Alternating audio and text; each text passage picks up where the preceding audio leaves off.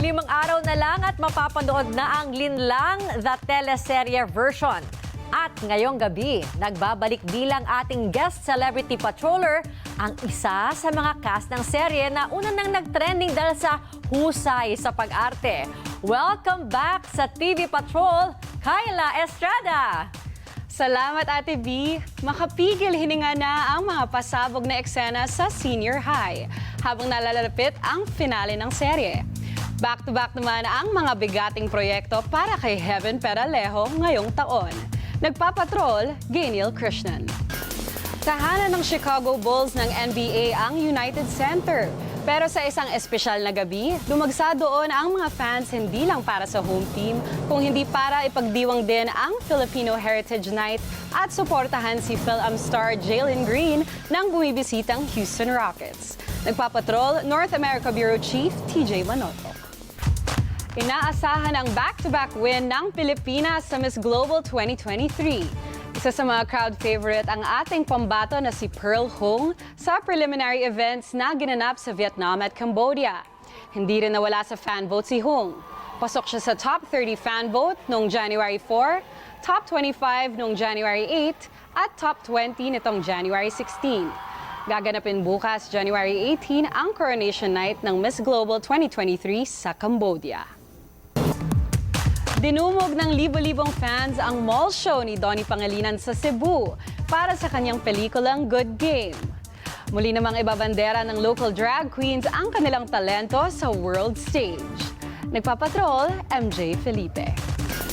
Okay, salamat Kyla sa pagsama mo. Nagulat ako na ako pala yun eh. Usually si Ate B.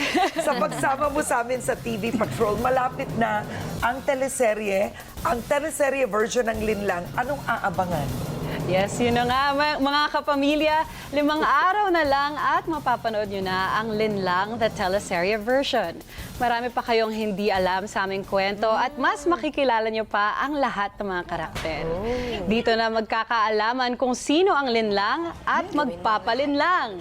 Starring Kim Chiu, Paolo Avellino, JM De Guzman, Miss Maricel Soriano at marami pang iba. Inihahandog ng ABS-CBN Studios at Dreamscape Entertainment ang Linlang, the teleserye version.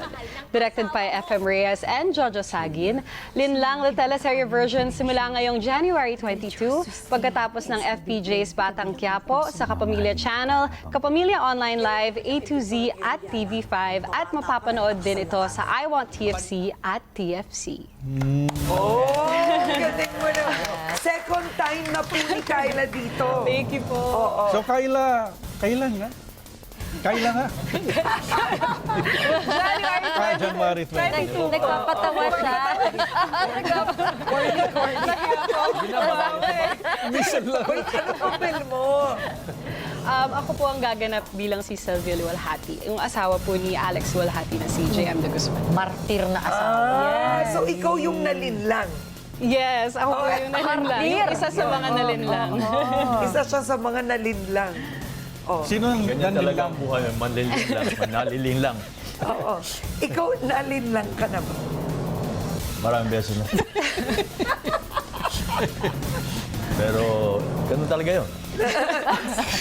O nanlinlang ka rin? Huwag ka lang manlinla, kaya ano mo nang sila manlinlang. Yeah. Di ba? Pero nanlinlang ka ba? Anong ling lang? Nabubulol. Hindi ko alam yung ling lang. Ling lang, alam ko. Nanlinlang ka ba? Ha? Pagpasensyahan nyo na sila. Thanks, Kyla. Henry Thank you. mukhang wholesome. No. Yan. Oo.